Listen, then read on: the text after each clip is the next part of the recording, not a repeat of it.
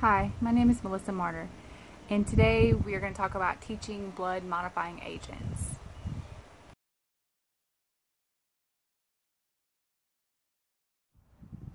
Okay, so of course, pre-class, I assigned a reading assignment. I wanted the students to be familiar with what we're going to discuss today. Of class, we are going to talk about antiplatelets, we are going to talk about anticoagulants and thrombotics. I want them to be familiar with the terms, I want them to look up the terms, and I want them to know and come to class prepared.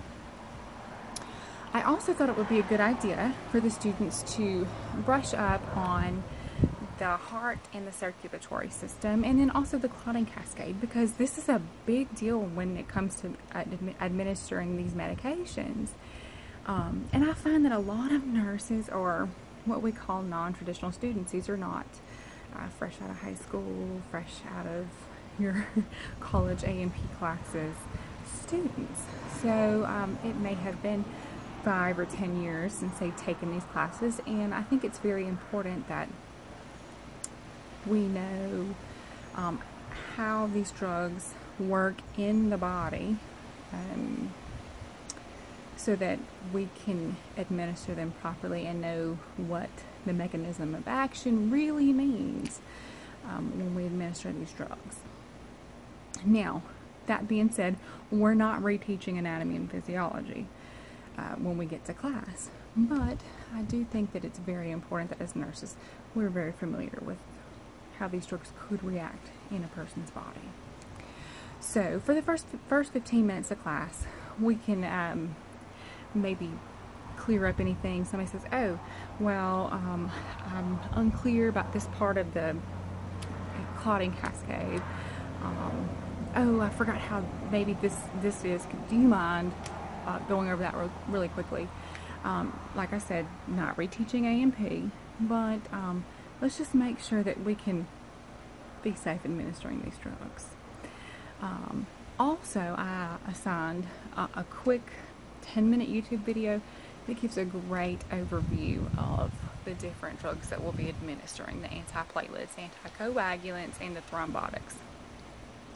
And I thought that was just a great way to give the students another little push in the right direction.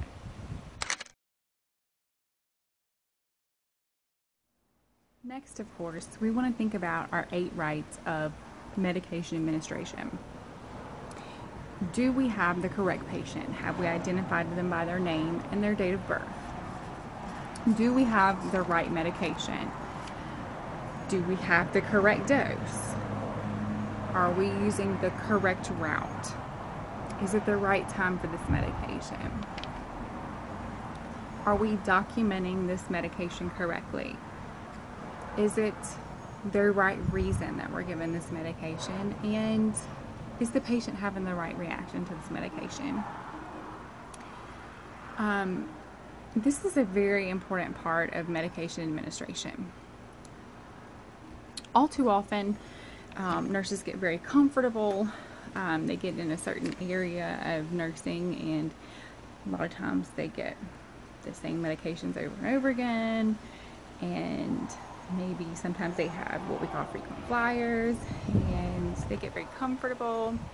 Oh, this is my 5th day in a row I've had the same patient. Do I really need to look at their armband? Do I really need to get them to say their name and their date of birth? And the answer is yes. Or, my scanner isn't scanning this medication. I'm just going to override it in the computer. And that's really not the right thing to do. And so I think that it's very important that we really emphasize how important these 8 rights are to these patients, because it's very easy to get in a routine and get in a hurry and want to override some of these safety features that we have in place for a reason, and to get comfortable too in a certain place of nursing. And we really need to make sure that we are administering the right medication. Did the doctor really mean subcutaneous heparin, or did he really mean Lovenox this time, or did he want that heparin IV? Did you really need to start bridging this patient over to Coumadin? You know, there's a lot of things that you need to think about. Or do you have a patient on the unit with the same name? Or is that date of birth, you know, really incorrect? Were they born in 55 instead of 56? I mean, there's little things that you can catch just by doing the 8 rights of medication administration and really taking care of your patient. And if the barcode isn't scanning and all that stuff, you really need to make sure to report it, because those things can really add up when it comes to patient safety. And you really have to think about, if it was you, your mom, your dad, your spouse, what it would really mean to you to catch an error. So I thought that this is really an important part of medication administration for any type of medication, but especially when it comes to anticoagulants, thrombotics, and antiplatelets.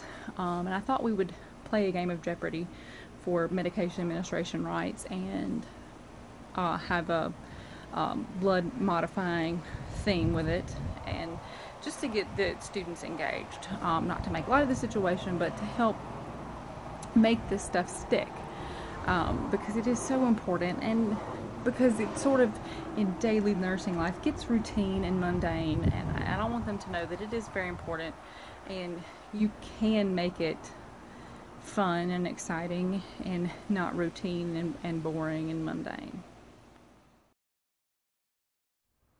Okay, once we get done with all that, we can really get into the meat of the lecture, so to speak. We can begin to talk about the medications and what we need to do before we administer. You really need to think about why your patient is there at the clinic, at the hospital, at the surgery center, whatever area you're working in. You need to know why your patient is there, what they're having done, what they've had done. Think. You need to know your patient's vital signs. What is their history? Then you need to think about the lab work. What lab work do you need to know before you administer these medications? Now, if you don't have that available, do you need to get a doctor's order for that lab work? What assessments do you need to make before you give that medicine? What's especially important? Are they excessively bruised? Do they have any signs of bleeding anywhere? These are all things that you would need to think about as a nurse. If you're going to give some of your antiplatelets, such as aspirin, Plavix, Brilinta, when you need to check your platelet count. If you're going to give your anticoagulant, let's just say Coumadin, which lab are you going to check there? PT-INR. If it's 7, are you going to give that Coumadin? No. Even if there's an active order for it, you're going to call that physician and say, hey, I have a critical lab here. If they're there for surgery, are you going to give Coumadin? No. If they're there for surgery and they didn't stop taking their Coumadin, should you notify the physician? If a person presents to the emergency room and you assume or you believe that they've had an ischemic stroke, what lab work do you have to check before you give that antithrombotic? Well, there's only one. It's a glucose. And you would think maybe there's some other ones, but the one that you do have to absolutely check is the glucose. And you have to do a CT scan, of course, but there's just some little things that you have to know. Then once you have administered some of these drugs, what do you have to check afterwards? Well, if you do give TPA after you've suspected ischemic stroke, do you just leave that patient peace out? No. You have very frequent vital sign checks and neurological checks, like every 15 minutes for several hours, and then you very closely monitor that patient for a full 24 hours after administration of that drug, and you watch for signs of bleeding. With Coumadin, do you just give Coumadin and never check it again? No. There's a period of time that the person is on, say, IV heparin until they get to a therapeutic Coumadin level, or INR level rather. Or maybe they are bridged with Lovenox. So there may be several labs that you're monitoring during that time. Or maybe they're on a newer anticoagulant that you don't monitor lab work as frequently. But what do you need to tell them for that? Well, there's not necessarily a reversal. That brings us to the next thing. They do have reversal agents for some, but then there's also foods that you have to watch with Coumadin and whatnot. There's a lot of teaching, in other words, that you have to think about for all of these medications. So there's a lot of things. So you have to really look at the patient as a whole. So there's some trade-offs with some of these medications. In other words, some of the newer medications are great. You don't have to go to the clinic very frequently. They're very expensive. Can your patient afford it? Oh, they're out of work. No insurance. You probably cannot afford some of the newer stuff. So you may need to mention that to the doctor, even if he just loves Eliquis. If your patient can't afford it, they're not going to take it. So there's a lot of things that you need to think about when you're administering these medications, and there's a lot of times when you're administering these medications that you're going to be on the phone with the doctor a lot, because they may round in the morning time and not see that patient again all day, and you may not be administering these drugs until later in the day, or you may be monitoring labs every 6 hours for some of these drugs, and some lab work may be way off the charts sometimes and then back down, and so you may be on the phone a lot adjusting levels. And so as the nurse, it's very important to watch very closely lab work, vital signs, and to assess your patient frequently when you're administering these drugs, and to listen to your patient very carefully when you're administering these drugs, and to know which reversal goes with which drugs. So to know that vitamin K is your reversal for Coumadin is very important, because you may need to know that, or to know that if you administer TPA, you can't do anything invasive afterwards for that first 24 hours. So if you suspect that the person is going to need a Foley, you put the Foley in before you administer the TPA, because you can't do anything for that first 24 hours, because you can't stop anything that you can't hold pressure on. Once that thrombotic is administered, you can't do it, because you may not be able to stop the bleeding. Time for the students to ask questions.